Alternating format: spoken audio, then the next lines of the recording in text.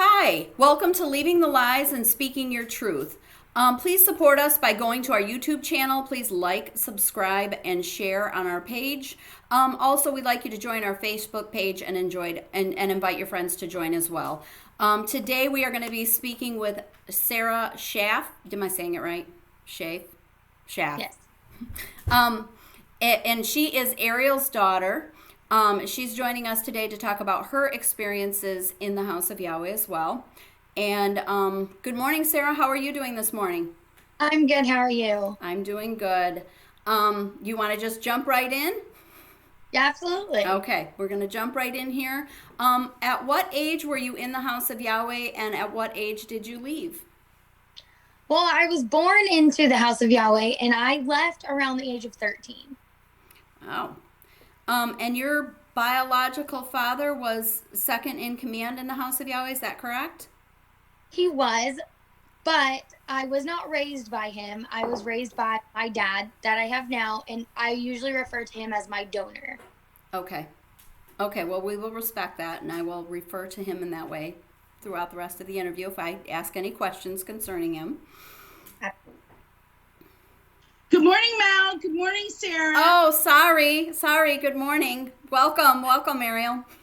Remember, everybody, this is just casual coffee time. Pick up your mug, sit back, and enjoy us. So, Melody, thank you for interviewing her. Sarah, thank you for being a part of this. What were your impressions of the House of Yahweh while you were there? So while I was there, I was kind of born into it. So when my mom left, I would just kind of go back and forth between donor and moms. And I really enjoyed going. I loved seeing my friends. I loved seeing my family members. I loved seeing all of them because it was always just an exciting time. It was a way to get out of school, but I still had to bring all of my work with me to do while I was there. But it was almost like a mini vacation, like a good getaway, because when you're a child, the rules, they apply, I guess, in some kind of way, but they don't. We can go into the sanctuary and sit down and play games and things like that still without being a grown-up, quote unquote. Right. So, Well, go ahead. I'm sorry, Mel. Let me ask you this, Sarah. Do you think that it was fun for you because you weren't held as strongly to the rules as a child in the House of Yahweh, that you were a little bit lenient? They were a little more relaxed on you? Absolutely. I think back to that now and think they knew, like, if I could look at my donor and say, blah, blah, blah, and he would have my back completely. I'm not saying I was his favorite child, but I think there was a little bit more of a, Sarah wants this, Sarah's going to get this. So it was more of, I was not held to higher standards as some of my other siblings were. And I have free reign. I could go to my grandma's house. I could go to my other family members' houses. I could do that kind of stuff with nothing being held to a standard until I was older. So, having said that, do you think that your experience would have been different if you had been there full time and not just had to go during the feasts? Not only if I was there full time would it have been different. I think if my mom would have stayed in, it would have been a completely different life and a completely different experience for me. But they knew, don't cross, because things will not go the way they want them to go. And that's because they knew that your mom was protective of you. Yes. Okay. I wouldn't use the word protective, but that's a really good word, Melanie. So, at one point in your life, basically, and this is actually leads into what we were just talking about, you had one foot in the House of Yahweh and one foot out of the House of Yahweh. And when you were in that transition time, do you think that made, what adjustments did you have to make during that? And do you think that made it harder or easier when you actually fully left? It was a lot easier after I left because the transitions I would have to make going back was I would have to learn what new rules do they have. When you go, I'm considered unclean for 7 days. So I have to sit on a mask. I have to sit on a mat. I have to wear gloves. I had to wear a mask. I had to wear everything for 7 days, and everywhere I went. Then it was learning new rules. Like I said, they made it to a point where you had to have sanctuary shoes and you had to have outside shoes. So you went in, put your shoes on a shelf, stepped in clean water or unclean water, and then went into the sanctuary and put on your new shoes. It's like you would defile the sanctuary if you didn't spray your hands and spray your feet before you walked into the sanctuary. Or when they added kimchi and garlic into the food, every food, and that's something you had to eat, and it was not the best. When they built a big ginormous wall in between boys and girls, you weren't allowed to look at boys, you couldn't go on the boys' side, you couldn't any of that. So going from where I was allowed to listen to secular music and secular, I think that's the word it is, or watch TV on Saturdays, or say good and happy and cereal, and then I would have to go. It's almost like living a different life. Like you're living an alternative life. Like I'm going from one place and I'm going to the other. Right. So did you feel a little bit torn because of that? Or did you seem to, because you were so used to it, did you do that transition pretty easily? Being so young as I was, it was just easy. I just Okay. knew when I go to my dad's house, this is what I could do. And sometimes I would slip up and say a word, but Mm. I never remember getting in trouble for saying that kind of word. Just it's almost like I'd be like, oh no, I'm so sorry, and they would just kind of just let it roll. Just it is what it is. I tried not to say those words in the sanctuary, but like I'm not saying my donor didn't follow the rules of the sanctuary, but I don't even know if I'm allowed to say that. But I remember waking up in the morning and him listening to Blondie, Madonna, all like he's the one, besides my mom who introduced me to that, but he used to listen to all those kinds of songs on a Saturday morning while writing a sermon. So to me, again, it wasn't, we would watch TV all the time. Wrestling, King of the Hill, The Simpsons, like, so it's almost like the rules didn't apply. And then we would go to the sanctuary and it was the same for me. Nothing ever changed. And I think there was a lot of jealousy from some of my siblings and things like that because I was allowed to do things that they weren't allowed to do. Well, I find that interesting because I actually have a very vivid memory of, I think it was early on in your mom's marriage to your dad, of going over there and listening to, actually watching a video of a Pink Floyd live video, and that was really my first experience with Pink Floyd because I'd really never been exposed to Pink Floyd, and of all people, he's the one who introduced me to Pink Floyd. Yep. So go figure. That's the music. Yeah, he did like secular music. I recall that. I really need a Twix bar for this conversation, so I could just continue to shovel it into my mouth as things are coming out. So you mean so that you won't say things that you want to say? Yes. Yeah. Sarah, I have a 2-part question for you. Did you ever work or do work for the House of Yahweh while you were there? Yes. Where did you work? In the cafeteria. Were you forced to, or did you volunteer to? Looking back on it, was I probably forced? Absolutely. But did I think it was the best thing in the whole world? Absolutely. Being that little and that young, everybody else was doing it, so why can't I do it? How fun would it be to go in there and make some bread and to pass out food to everybody? To me, I wasn't quote unquote working. I was just hanging out with my friends, having fun. But right. They had like a schedule on who would work when and who would do what. Family members were there and it was just normal. It was, again, was I probably forced to? Absolutely. But did I think of it that kind of way, being so young? No. Right. It was, I'm going to work in the cafeteria and I'm going to have a blast in there. It was something I wanted to do. I wanted to go work in the cafeteria. Okay, and I guess that answers the set. Can you tell I didn't know the answer to this question? Trying to maintain straight face. Did you, and obviously you just answered this, did you know of any of your friends or siblings that had to work for the House of Yahweh, but they had to work for it full time? Oh, absolutely. Absolutely. I just kind of did it when hey, Grandma, can I go work at the cafeteria today? Like, just I want to go hang out with my friends. But I feel like, and again, looking back on it, a lot of those memories are just kind of there. But whenever they'd go on break or whatever, that's the only time I'd get to be able to talk to a lot of the people there because everybody else would be working. They would be doing something, cleaning the sanctuary, doing something. And I just always was so bored. So, well, I have Not, a question then. Did any of your friends that worked there full time, like meaning they worked outside of the feast, because I'm sure you probably mostly were only working during the feast. Did oh, they yeah. did they voice complaints or feel that they were being taken advantage of, or say or express that they were feeling overworked or stressed? Yeah, I would say absolutely. Absolutely. But again, it's hard because I wasn't there past the age of 13. So a lot of that stuff to me, Right. again, I was a child. I don't Right. I didn't think of any of that. But a lot of my friends were older than me.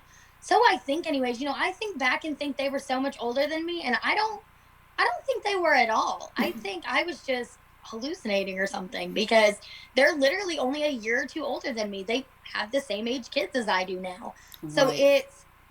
it I think they were being overworked. They weren't allowed to go to school. They weren't allowed to do a lot of things. And I almost feel like, not that they lived through me, but it was one of my siblings in particular. Tell me what it's like living at your house. Tell me what it's like living with your mom. Tell me what it's like going to school. Mm. And it's almost like I would have to explain to them what all of this stuff was. And they didn't know what any of it was because they were working.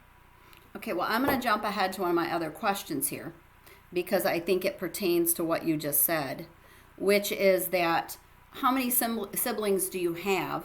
And I am assuming then by the way you just answered that question that you consider your multiple marriage like your father's, your donors, Yeah, other wives, children's as your siblings. Is that correct? absolutely. Absolutely. Okay, and so how many siblings do you have?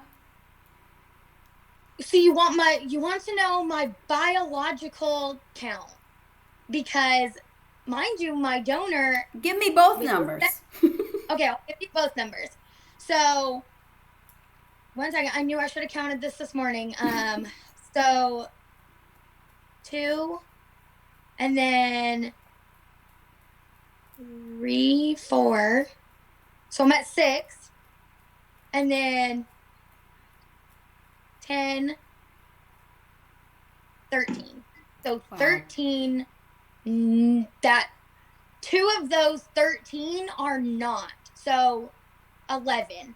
11, not including myself, siblings from my donor that's blood related to me. And then 13 because 2 of them were from previous relationships that his second and fourth wife had. 3?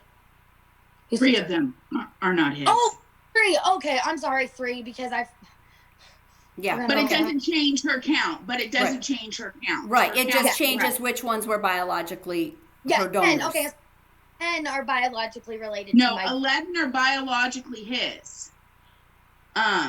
Biologically his. You just missed someone along the way. Okay. She'll explain it to you. Yeah.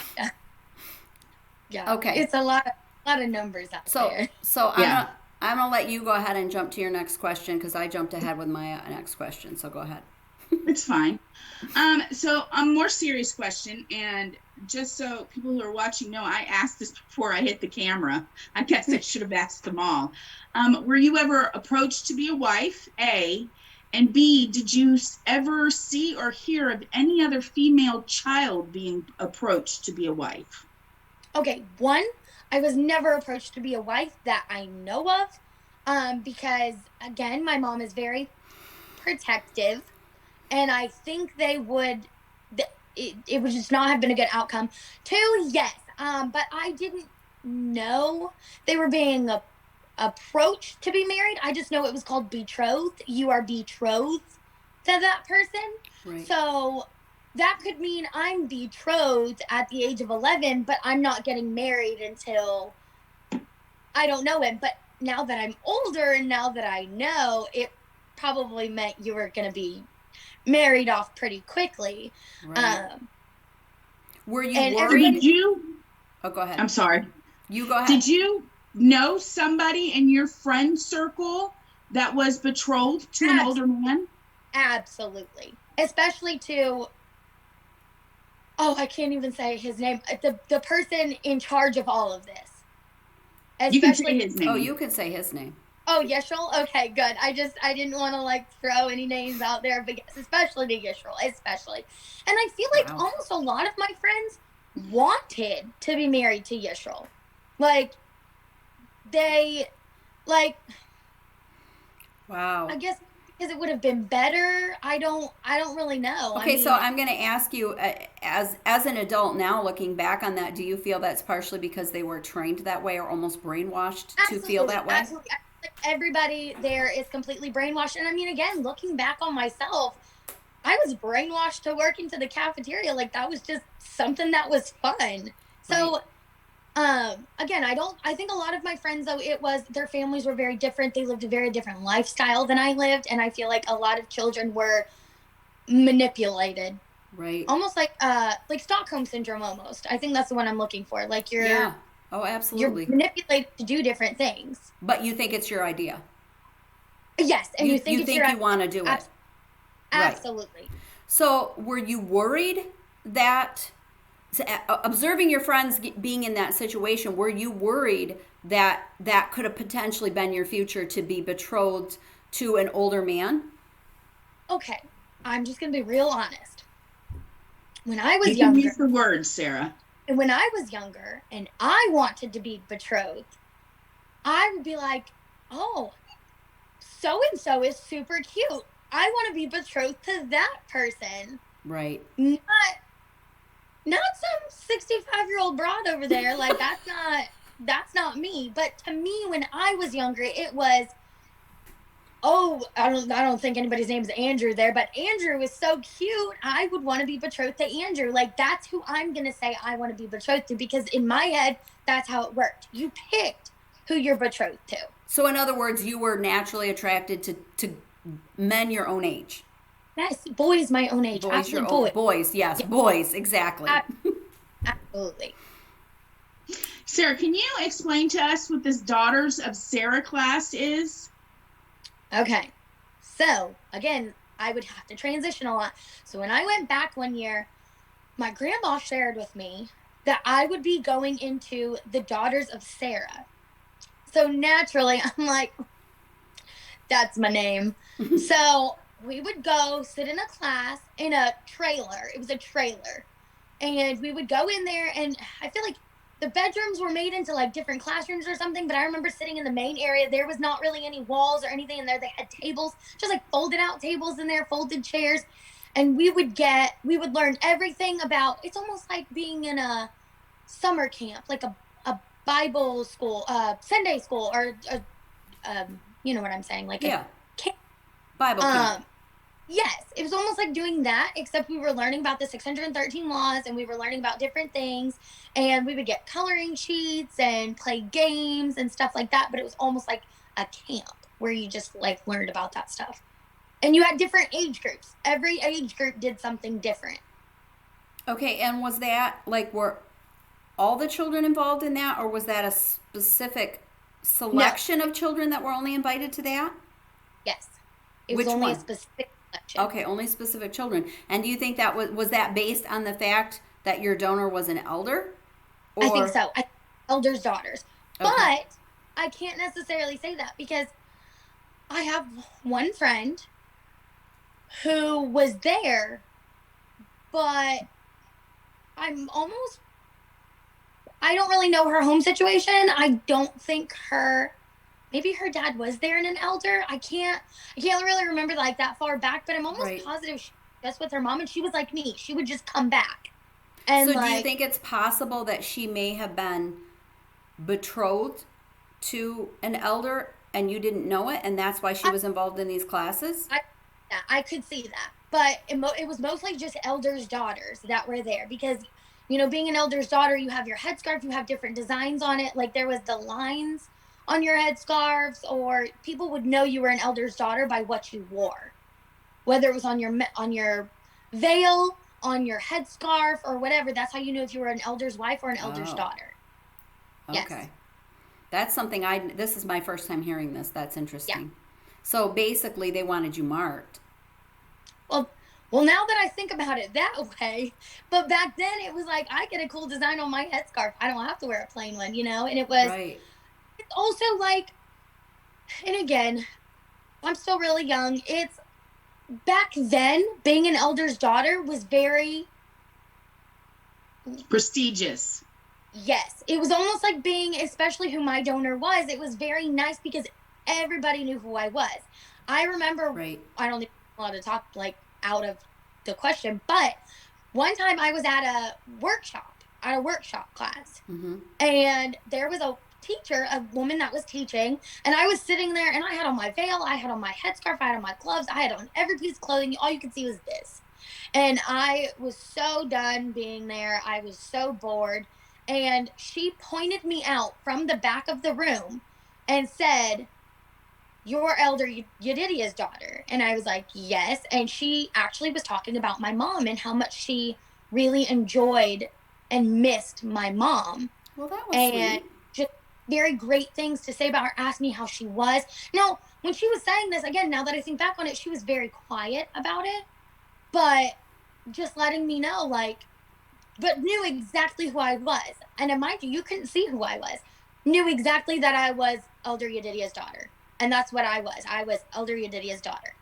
Mm-hmm. So it's almost like, again, people want to be your friend. People want to talk to you. People want to do this because they think he knows all and everything else. So it's, and now that I think back on it, I'm like, it's kind of Right. weird. Right. Yeah. I mean, that's actually when you were saying that about the marks on the scarves, all I could think about was the scarlet letter. That's what it was kind of making me Yeah. think of. It was like you were marked with Mm-hmm. some certain title or expectation just because of that. It's I yeah, that's new to me. That's something I learned new today from you. I actually have to go backwards because I missed one of my questions up here. Um, we already covered the fact that your mom was part of a multiple marriage. How do you Yeah. think that affected you? I don't think it affected me in a negative way, because I have always felt very loved and very accepted by his other wives. Were my other siblings? I don't know. But Right. the second wife, there's a lot of times that I can recall as I was getting older that she would step in if she felt things were getting too, for me. She would Right. step in and say, "Don't talk to her that way." Or it was the third wife. Anytime my donor would go somewhere, I would have to go to their house with them. And again, I never felt like I wasn't accepted by them. And I still talk to his other wives. Right. They're still very much a part of my life. And I think I got very lucky in that aspect because that's not how it went for all of my other siblings. Right. Having said that, I have another question which I wasn't anticipating asking. How do you think that being in a multiple marriage affected your mom? Okay, so I didn't learn this until I was older. I think it was very hard and terrible, and sister wives is not what it's made out to be. Um, and you would think being the first wife that you would have a lot of say so in what happens over the other ones, and maybe she did. I think that it was very hard, and that you know, in a multiple marriage, there's favorites played, there's other things played.